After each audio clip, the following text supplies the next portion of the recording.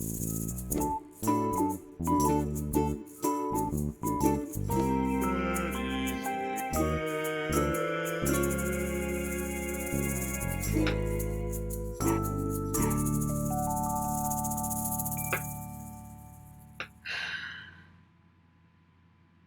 grief. What a day I'm having. All right, I got it going. I'm just going to dive right in because it's my third attempt at this, and everyone's impatient, including me.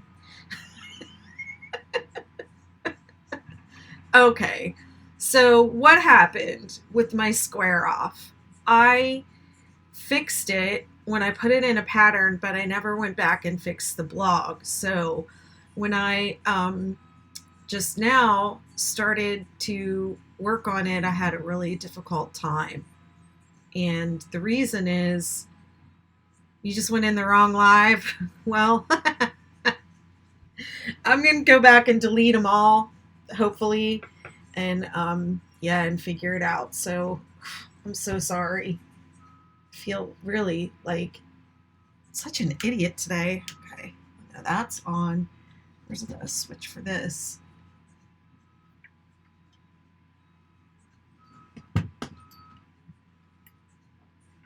There it is, right there. Okay, there's a little more light. Okay, here we go. So I'm going to start off again by working this edge, and I go under 2 strands of the stitches on the side. I leave 2 on top and 1 on the bottom, and then it gives you that nice edge. There's no magic formula for do this many into this many, unfortunately, but you just have to keep laying it down and making sure it's flat and straight. I skip here and there.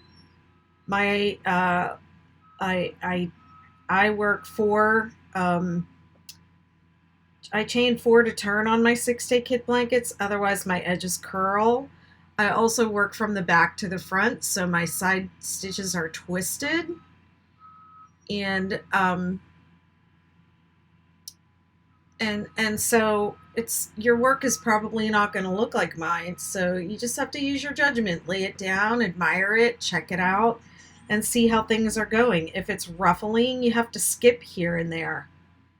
If it's pulling and gathering, you're not, you're going to have to add extra stitches. Sometimes I work this one on the end and sometimes I don't. So it just depends. I'm just eyeing it up, and I'm working my way across as evenly as I can. So I know some people were saying, like, I can't tell what you're doing and I don't know how many to do. And you do however many, what makes it lie flat and straight. Hi, Betty. I have a question about the end of my blanket. When I do my final repeat of the pattern, should I do the chain row so that it matches the bottoms of my blanket? Should I do the chain row? So the blanket ends on row 4. And that is I think you mean the single crochet row. That will have it match the bottom of your blanket. So you really do, however many repeats and a half to finish it off. And if you're doing, alternate striping methods like half snowflake, you have to kind of plan ahead a little bit. Okay, so here we go. I'm going to round the corner. This is what I do. Last time I put that 3 here and it made the corner wonky. So I'm going to put 3 single crochet in the corner. And when you're, if you're making an edge on your blanket, you have to make points on the corners, and you have to skip in the valley. Otherwise, your points are gonna, the edge is gonna pull in on your points, and it's going to spread in the valleys. So whatever edge you do, always increase at the points and decrease in the valleys. So increase means add more stitches, decrease means take stitches away. So you would either want to do together stitches in the valleys or skip the valleys. Caitlin, honey, did I answer your question? You want to end your blanket on row 4? Here we go. Okay, so this is where I went wrong last time. I'm starting in this first stitch and I'm going to single crochet. It says to join, but I'm working around the edge of my blanket, so I don't have to join. I can just continue. So it says 2 single crochet, 3 half double crochet, 1, 2, 3, 3 double crochet, 1, 2, 3, skip 2, 1, 2, 3 double crochet. And I just fixed it on the blog too, so it should be correct for everybody that is having trouble. Go back and check the blog for this bottom square off, because I had a little boo-boo in there. Single crochet, slip stitch, single crochet, 3 half double crochet,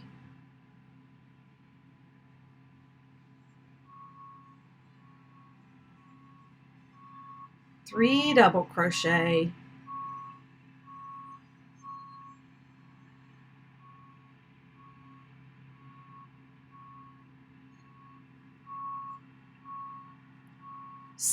2, 3 double crochet,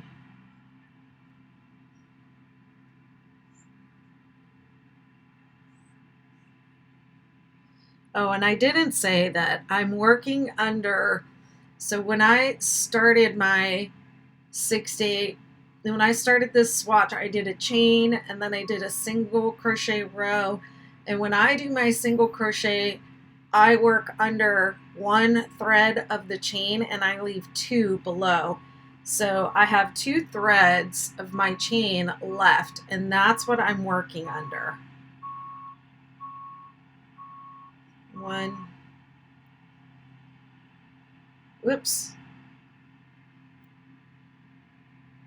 hang on.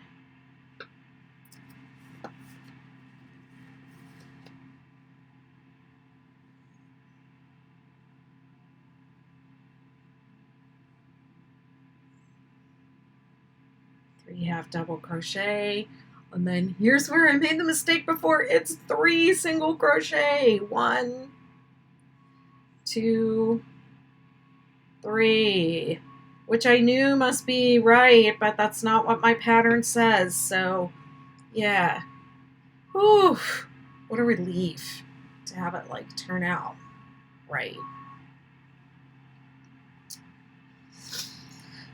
Whew. You know that feeling when you get to the end of the row and there's no stitches left. It's called sweet relief. Oh, good gravy. Okay. Whew. All right, friends. Row 2, bottom edge, square off, row 2. So what do we do? You're welcome. It doesn't even say chain 1. You chain 1 and you, oh my goodness, this is very poorly written. 2 single crochet. No, that it does say chain 1. Single crochet. I'm so self-critical now. Chain 1 and single crochet into that same space, then 2 single crochet. So that makes a total of 3. 3. Let me go back and do that again since I flubbed it. Okay, here we are. We're at the end of the row. Sweet relief. And then we turn. Chain 1. Single crochet into the same stitch. 2 single crochet. 1, 2. Come on, Betty. You got this. 3 half double crochet. 1, 2, 3. 2 double crochet. 1. I'm counting myself like I'm in kindergarten because I feel so. I feel a kindergartner. I don't want to say I feel so dumb because a kindergartner. I feel like kindergartners are really smart. Kids, you know how unedited they are and unapologetic. You know, they have something to say and they say it, and they have a lot of interesting things to say.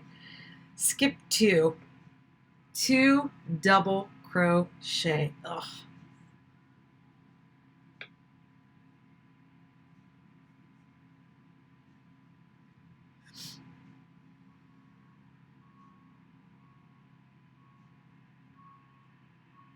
Three half double crochet. 1. Yeah, Marie, it will be posted. It's on YouTube Live right now, and so it'll stay there permanently unless I really screw up again, and then I delete it because the last one I messed it up. Okay, single crochet, slip, stitch, single crochet, and you know that you're centered when the slip stitch lines up with the slip stitch 1 row down.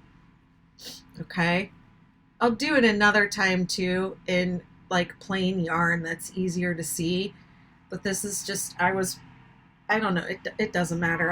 I did a pocket shawl pocket. This is a pocket shawl pocket is what I started here. So yeah, except it was actually a swatch. I did a swatch. It doesn't matter. You can watch the other video. I just did what I did. Oh my gosh. 3 half double crochet.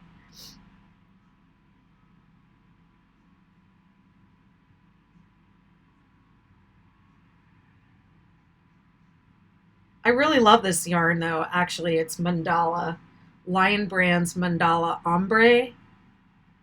And I love how it works up. It's great. Let's see.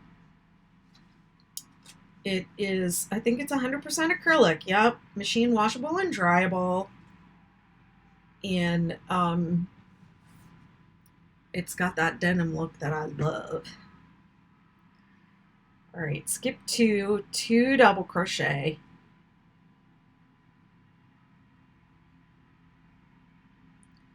3 half double crochet.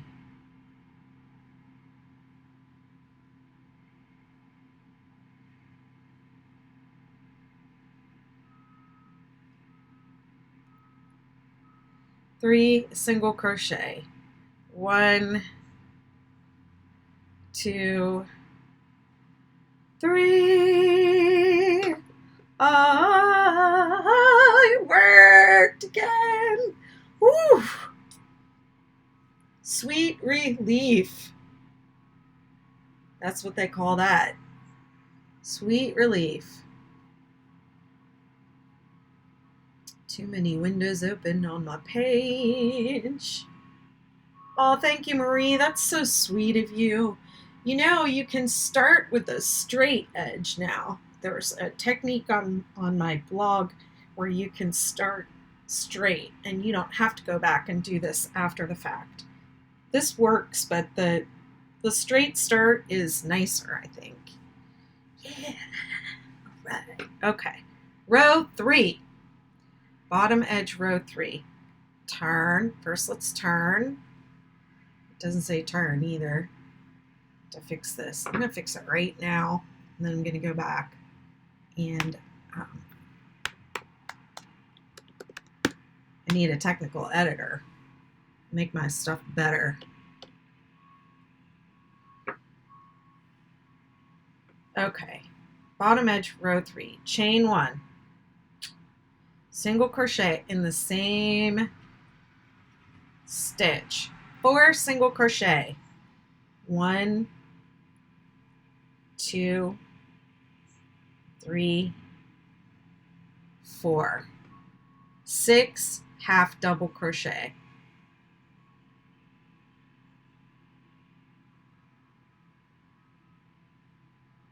Yep, it says it's a blog post. I'll put a link, or maybe somebody can link it, how to start your 6-day kid blanket with a straight edge, or straight start to your 6-day kid blanket. 6 half double crochet is what I'm doing here. And you know you're on the right track with number 3 when you're at the gap.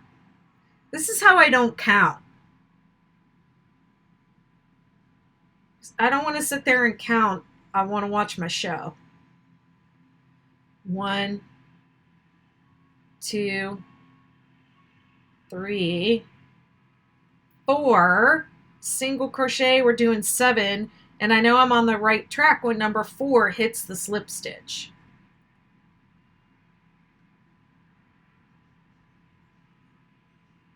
And then 6 half double crochet.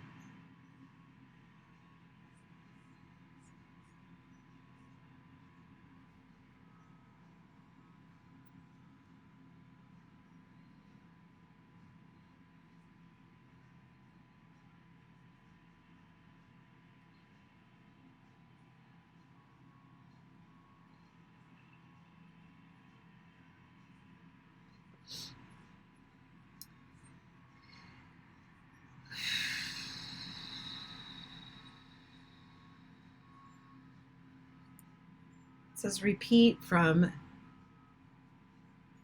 1 single crochet, repeat from the to the last. It should be 5 stitches. 1, 2, 3, 4, and then it says to put 3 single crochet in the last corner if you're turning a corner.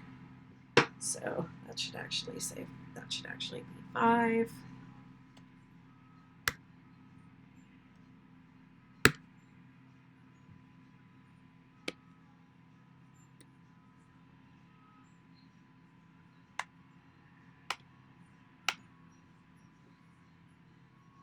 Okay, and then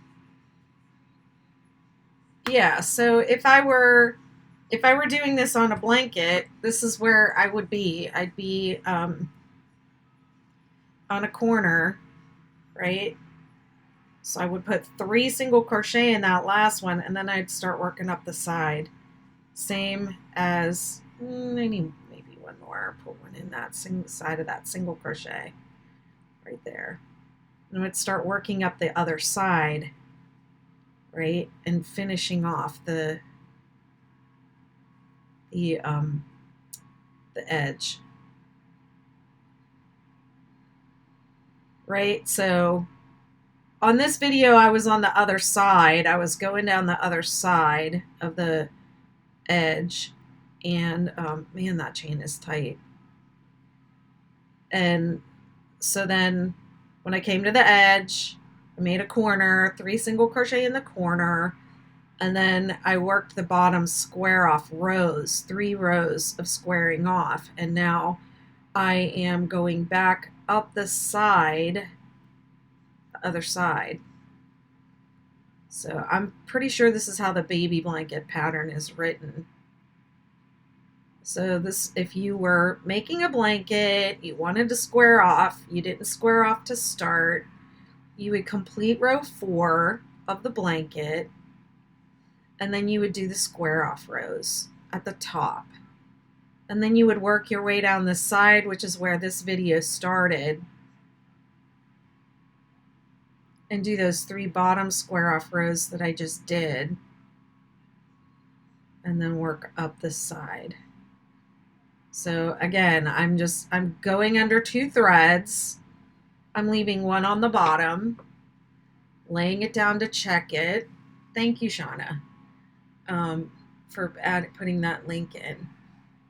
Laying it down often to check it and make sure it's flat. If it's ruffling, I'm doing too many single crochet, and you can just skip every third, skip every fourth, something like that.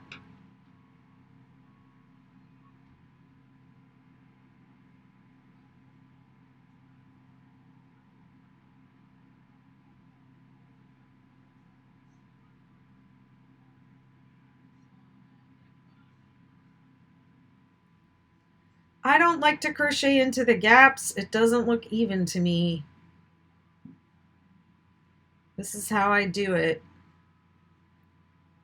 It's not a neat and tidy method. I mean, it does look neat and tidy, but it's not like I had a comment on my page where someone said, well, the blanket pattern's very specific. I'm paraphrasing what they said. The blanket pattern's very specific, but the edge isn't, so I'm lost. And I just, edging, I hate writing edging into patterns because my attention's going to be different than yours. And I'm not going to have the same number of stitches. I'm not going to count those stitches and make sure that they're the same.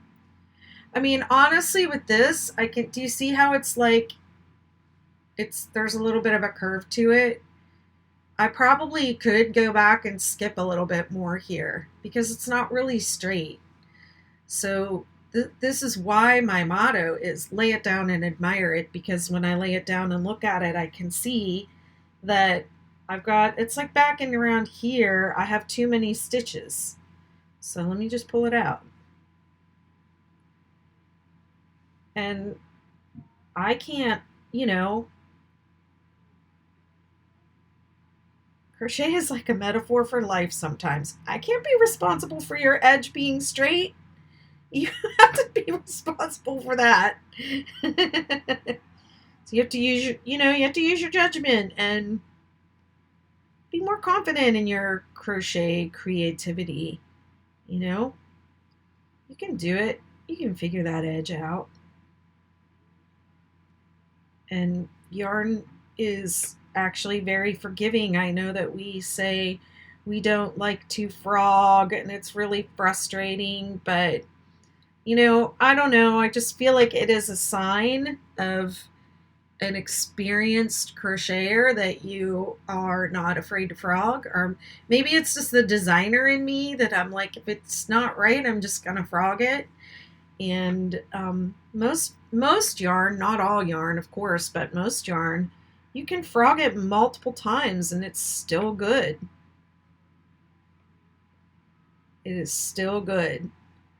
So yeah, if I don't like it, I'm gonna take it out. That's not that we're all trying to be professional here, but it's just a sign of, I think an artistic maturity. I don't know what words I'm looking for, but yeah, you're not afraid to rip it out and redo it.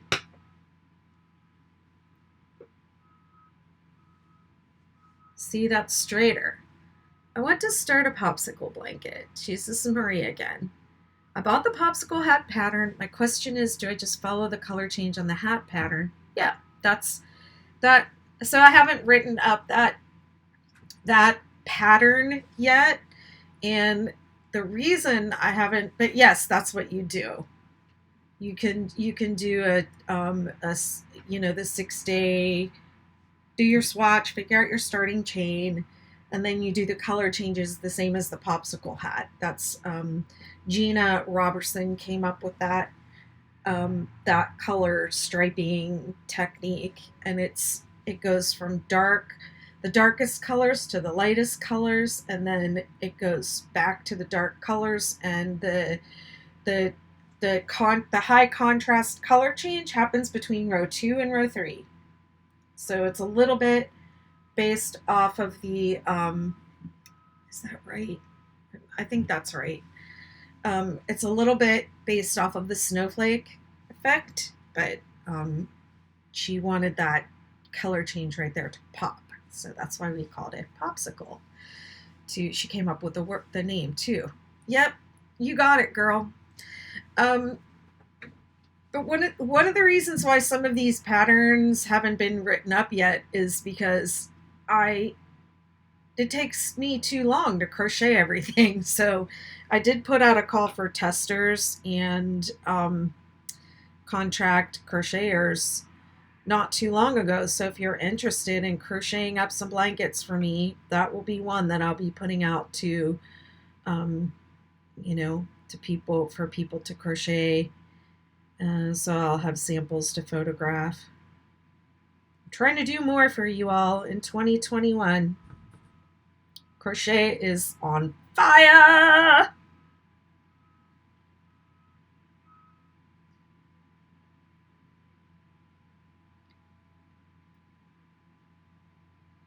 I don't like doing it either. I don't enjoy it. It's worse than crocheting into a chain.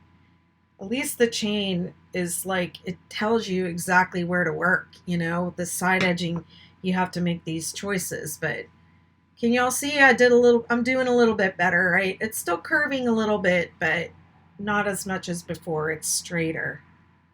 But you have to lay it down and check it out and make sure it's going the way you want it to go.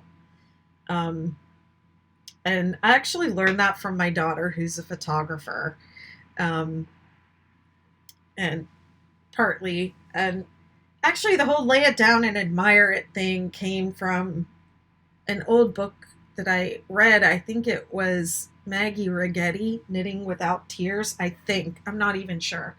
Um, but yeah, that's where I learned to like lay your work down every once in a while and and check it over and while you're doing that say, oh wow, look, I'm doing a great job, I'm doing this.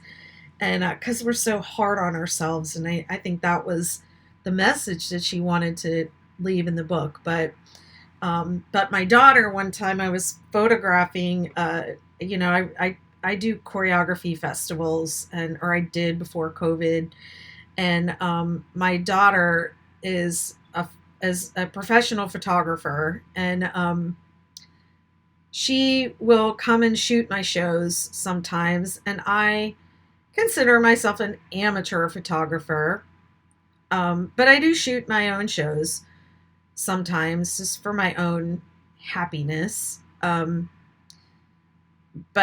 she was there shooting one of my shows, and I was there shooting alongside her.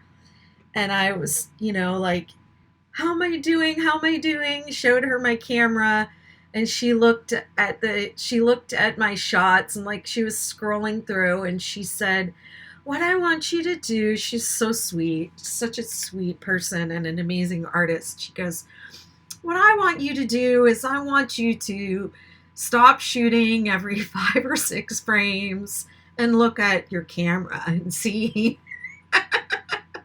what you got, instead of just like, because I was just like shooting, and they would all be out of focus or too dark. I'd have 40 or 50 shots of this dance, and they would all be out of focus or dark. I mean, it wasn't even like there was, like a couple of options in there. And she's over there like, click, checking, click, not getting that many shots, but every one of hers are good. So, yeah, absolutely, Heather. Hi, how are you, my friend? Yeah. Maria, I do have a graphic, but I'm going to be honest with you. I don't like publishing them because they get stolen and then published elsewhere, and that takes traffic from me. And that takes, there are people publishing my pattern in other languages. I have found my graph online with my name removed and other branding put on it. You can actually see where the watermark is my watermark is still in the background of that graphic, and that it's been, the opacity has been reduced so you can just barely see my watermark, but it's still there. And then my branding has been covered over with somebody else's branding. And they're publishing my pattern using my graphics and my material as their own work in another language. So for that reason, I don't do that. I don't like doing it. Those graphs took me, those are hand done.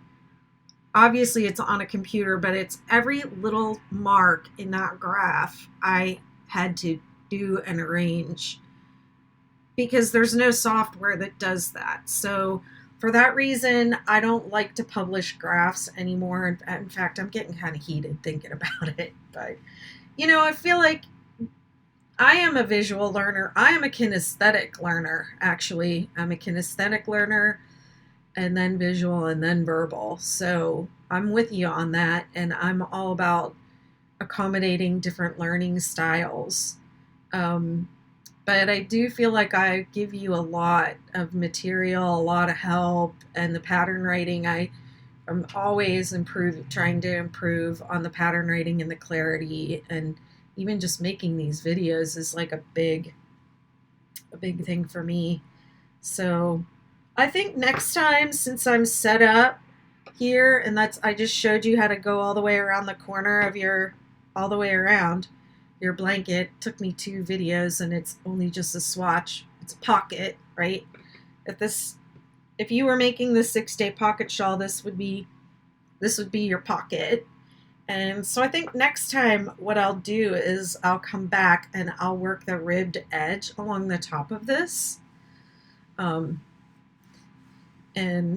yeah, just keep going with pocket shawl. And I don't know when that'll be. I'm trying to be more regular, but you know how it is. All right, friends. Whew, I feel better, because, man, that was hard to come on here and then have my pattern not work in front of everybody. Oh my gosh. Yeah. Any other questions before I head out? I have to go get boxes to mail stuff. I have a box of goodies. Yeah. Hey, Heather, do you have any nerds that could help me make a 6-day kid blanket app where people could put in their yarn, what size blanket they want, which striping effect they want, whether they want to square off or not, and what edge they want, and then they could put in all their different options and it would spit out a pattern for them. That's my dream project right there. Any app developers in your nerd crew? You have so many nerds.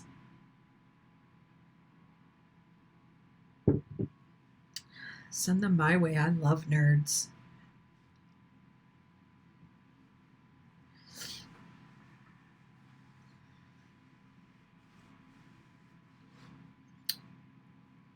Yeah, wouldn't that be cool? Thank you, Linda.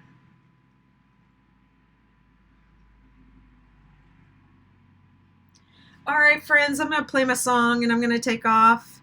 I have to go get boxes to mail stuff to people. I have a box of goodies for my Australian mods, and I'd like to get that sent off to them. I'm going to go ahead and head out. Thanks for being here. Thanks for putting up with me. Bye.